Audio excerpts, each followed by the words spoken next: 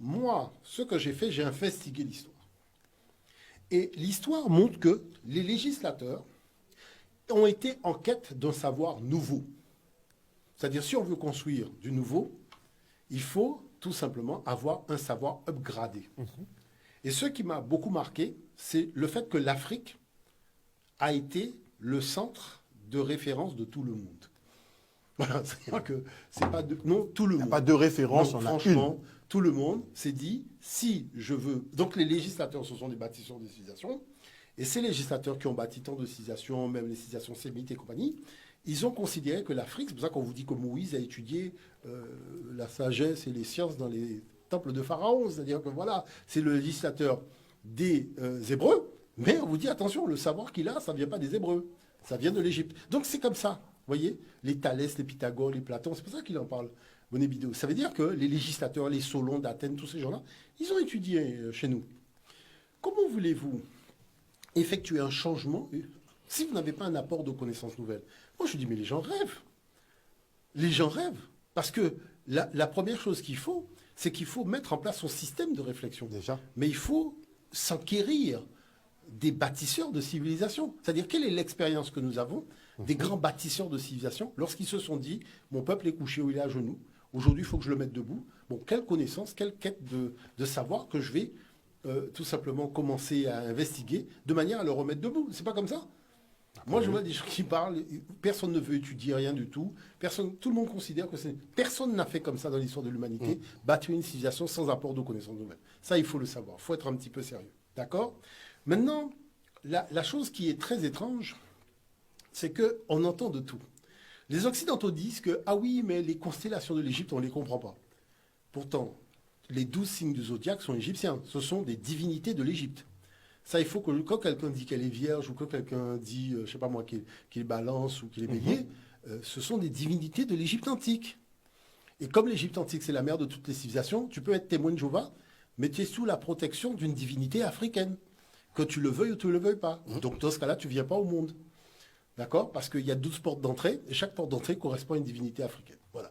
Donc, C'est comme ça. au moins que les choses sont prises, parce qu'il y a des gens qui disent, oui, je suis musulman, oui, mais en attendant, tu es passé par une porte africaine.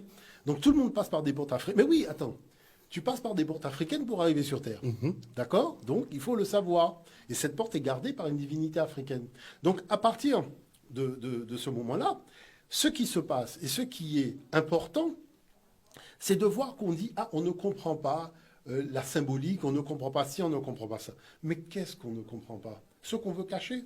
Prenons, j'ai amené des images, prenons une image, qui est l'image suivante, je crois, qui est une carte du ciel, hein, que tout simplement, on peut arriver à voir très simplement. Voilà, donc prenons déjà la problématique de la forme sphérique de la Terre.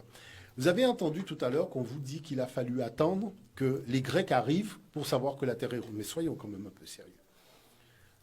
Diogène Laërte rapporte qu'à l'arrivée d'Alexandre le Grand, 332, les anciens Africains avaient déjà répertorié 832 éclipses de lune.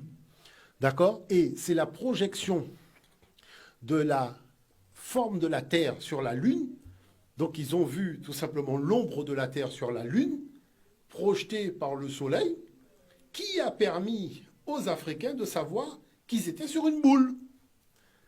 Il faut comprendre l'affaire parce que tout le monde raconte tout et n'importe quoi, d'accord? Mais il n'y a pas eu de spéculation sur la base de il se pourrait éventuellement que la Terre soit cubique, plate, enfin tout ça. Les gens ne sont pas fous. Là, on est en Afrique, on n'est pas chez les fous et les folles. On est chez des gens sérieux, d'accord? On élabore un concept, on le certifie, on le vérifie, on le valide. Ça veut dire quoi? On attend simplement l'éclipse, donc projection de la lumière de la Terre, de l'ombre de la Terre sur la Lune, on regarde. Et la forme que l'on voit de l'ombre nous donne la forme de la Terre. Tout simplement. Donc voilà comment, vous voyez, on est arrivé à déduire ces choses-là, ça. Mais ça veut dire que la notion de corps céleste, c'est des choses qu'on maîtrise. Puisque quand vous faites ça, c'est vous maîtrisez... Parce que les gens discutent de savoir est-ce que la Terre est au milieu de l'univers ou est-ce que c'est le Soleil au milieu. Il y a ce qu'on appelle le chêne. Le chêne, c'est l'univers. Au milieu du chêne, on met le disque solaire, c'est-à-dire Ra. Donc il n'y a pas de discussion de savoir où est Ra. Est-ce que Ra est au centre ou pas au centre? C'est des discussions qu'on n'a pas eues. Parce qu'on a considéré que le Soleil, c'est Dieu. Dieu est au centre, de fait. Donc il n'y a pas eu l'histoire de Copernic, tout ça, mais franchement, quand même. C'est de la falsification voulue Non, non, en tout à cas. des fins. Oui, c'est-à-dire que nous, on n'est pas rentré dans ces discussions-là parce que le chêne, qui est le cartouche du roi dans lequel on écrit son nom, ça représente l'univers. Et au centre, il y a le disque solaire. Donc il n'y a pas eu de discussion à ce niveau-là.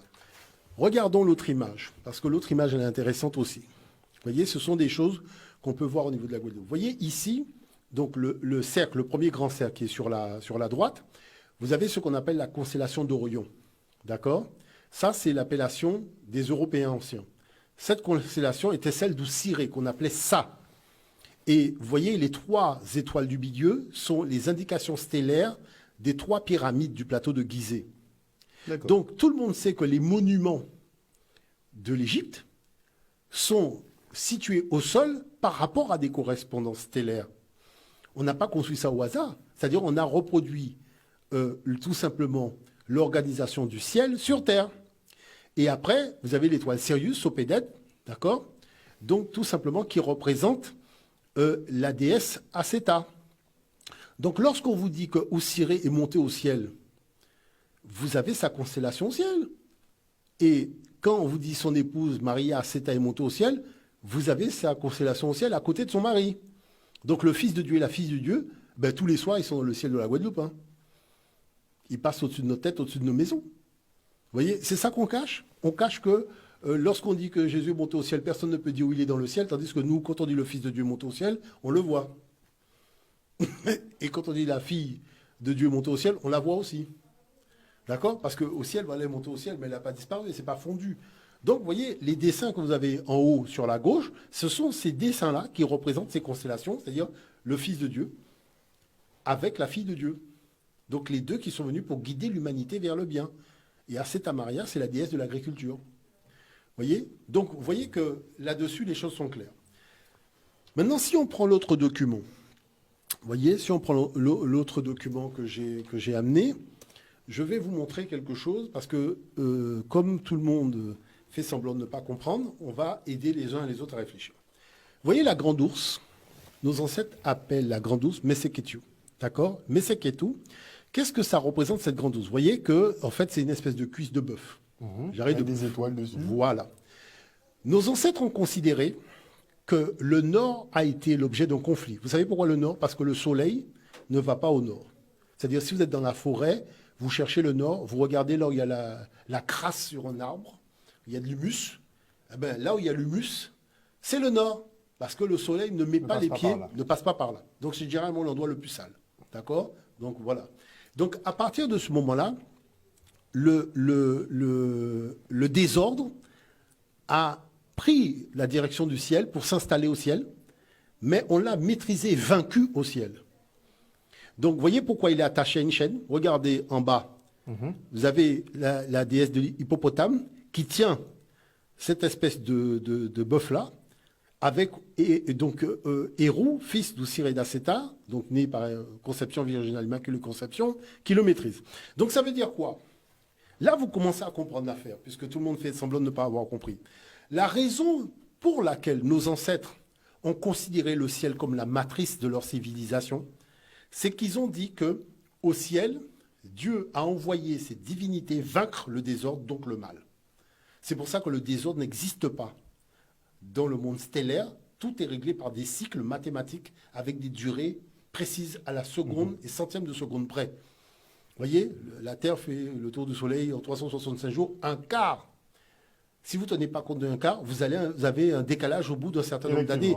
Donc, comme le désordre n'existe pas, parce que le désordre a été vaincu au nord, et c'est ce que représente la grande ours. La grande ours, pour nous, c'est la victoire du bien sur le mal dans le monde stellaire.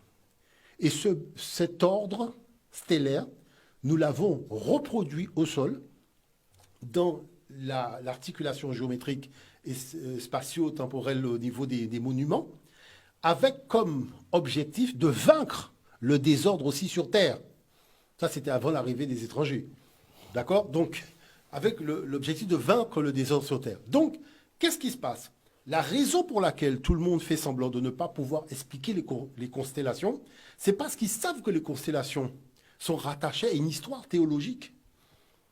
Et comme on ne veut pas raconter l'histoire théologique parce qu'on cache des dossiers, donc on dit non, les décès, on ne les comprend pas, on n'arrive pas à les interpréter. Enfin, on vous raconte toutes sortes de choses. Malhonnête. Voir que quand on dit le grand livre du ciel, c'est que nos ancêtres ont déchiffré l'ordonnancement stellaire des étoiles, des planètes et des cycles. Et c'est parce qu'ils ont déchiffré ça qu'ils ont pu écrire le premier texte sacré de l'histoire de l'humanité. C'est pour ça que nous avons une spiritualité qui est cosmothéologique. Dans notre spiritualité, la Terre n'est pas créée le premier jour. C'est pas possible, parce que la matière ne peut pas arriver avant l'esprit. Donc il y a d'abord les conditions de la victoire. Parce que la Terre, quand elle a un cycle avec une durée, avec une matérialité, c'est que le désordre a été vaincu. Donc il faut déjà les conditions de la victoire de l'ordre sur le désordre dans le monde visible et invisible. Donc c'est pour ça que notre texte ne peut pas commencer avec une histoire de terre et troisième jour. C'est pas possible. Parce que ça veut dire que là, on a normalisé déjà des choses qui étaient en conflit. Donc les millénaires avant.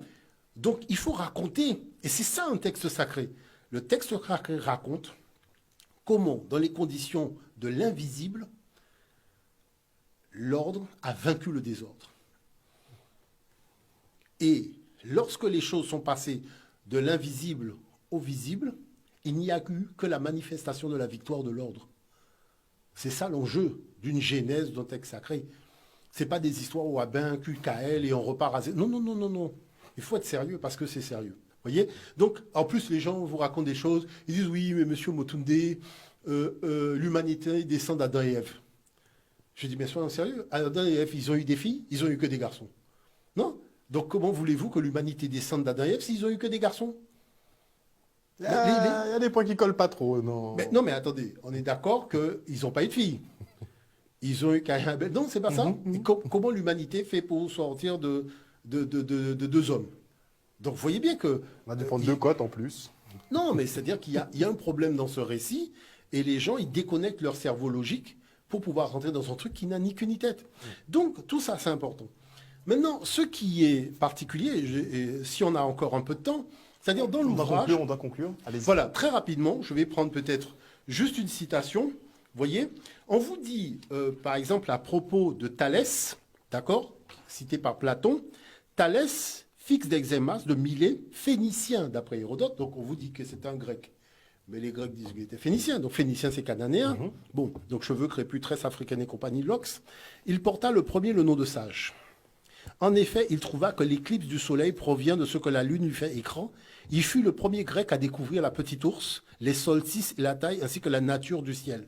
L'eau est le principe des éléments. Il reçut en Égypte l'éducation des prêtres. Bon, voyez? Donc ça veut dire que quoi? Ça veut dire que tu ne peux pas dire que quelqu'un a fait une découverte astronomique s'il n'avait pas de contact avec une génération de prêtres astronomes.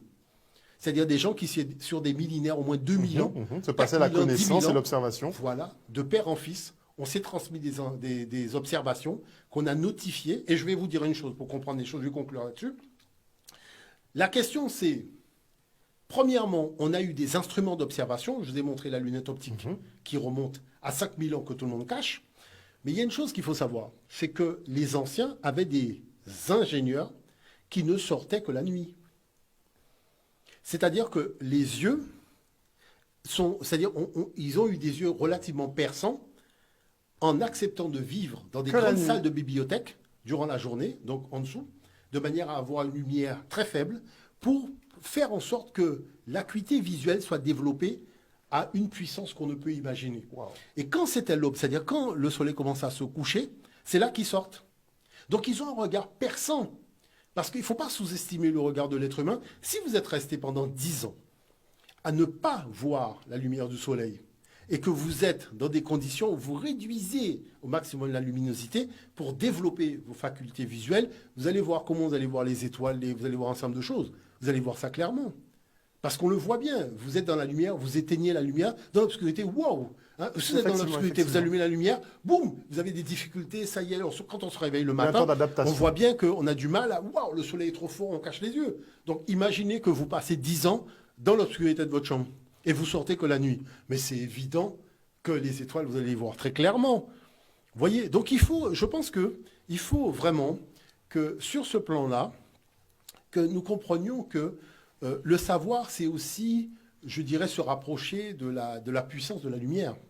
Et que toute élévation, je ne parle pas de développement, je parle d'élévation, se produit par la volonté de se rapprocher de la lumière et la connaissance. C'est ce qui permet aussi de le faire. Voilà, donc c'est très important de le rappeler. Merci beaucoup, professeur, pour toutes ces informations encore précieuses. Et il est important, effectivement, de rétablir un peu toute cette histoire qui a été grandement falsifiée. On ne cessera de le dire. Et on attend toujours les procès en diffamation. Zéro procès. Oui, c'est vrai qu'il y a des gens qui avaient dit qu'ils allaient appeler. Oui, zéro procès en diffamation. Ça fait 3 ans, hein, zéro procès en diffamation. Donc, non, mais de toute façon, les documents sont là. Donc, Et je le redis encore une fois, j'ai essayé de mettre des personnes en face du professeur. N'ont pas validé. Je ne sais pas de quoi ils ont peur. Je l'ai déjà dit, le professeur Omotunde est très sympathique, mais visiblement pour débattre. Mais même en off, hein, c'est-à-dire... Oui, même en off, c'est compliqué. Pour discuter, non, il n'y a pas de souci. Parce que, de toute façon, moi, les documents, je disais, ce ne sont pas les miens. Ils sont là, ils sont à la disposition des gens, donc c'est quand même important. Voilà, chers téléspectateurs.